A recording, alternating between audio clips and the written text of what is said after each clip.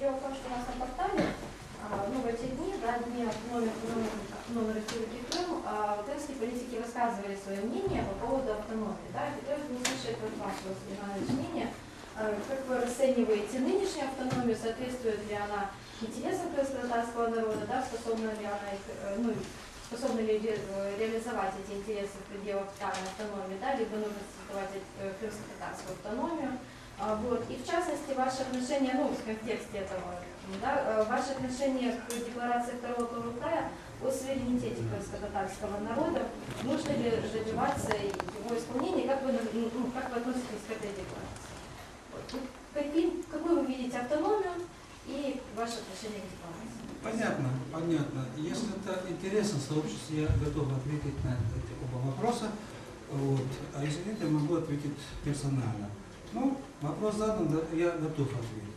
Безусловно, каждое сообщество, а тем более сообщество, которое имеет исторический опыт государственного бытования, безусловно, стремится и будет стремиться всегда к максимальному суверенитету и праву самостоятельно определять на своей исходной исторической территории права, законы и так далее, с учетом тех реалий, которые сегодня сложились. Сегодня реалии таковы, что Крым сегодня является составной частью украинского государства. Но даже в рамках украинского государства при правильном подходе можно обустроить полуостров таким образом, чтобы и на законодательном уровне, и в экономическом плане, и на гуманитарном уровне была минимально необходимая гармония и учет интересов всех составляющих крымское сообщество, национальных сообществ и этносов. К сожалению, на сегодняшний день такого права у крымского сообщества нет, и ни на законодательном уровне, ни на практике. Это большая работа будущего. Я думаю, что совместными усилиями наше сообщество сумеет представить такой проект крымской автономии в составе государства Украины, который бы полностью отвечал бы интересам развития всех национальных этнических сообществ и каждого жителя Крыма в частности. И эту форму можно представить абсолютно не противоречия существующему законодательству Украины и Конституции Украины. Безусловно, если в это законодательство и в это конституционное, строительство будут внесены те необходимые поправки, связанные с особливостью нашего полуострова, в том числе и национальной особенности. На сегодняшний день, увы, к сожалению, этим параметрам существующая автономная республика Крым никак не соответствует. Что касается декларации о национальном суверенитете крымско-татарского народа, который был принят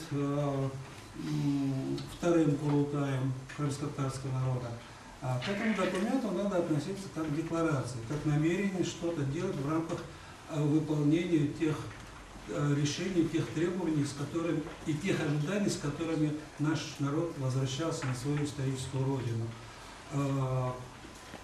Мы стоим на том, чтобы были в полном объеме выполнены те решения, которые были приняты в 89-91 годах и в Советском Союзе, и Украине, которые необходимы и в достаточной форме.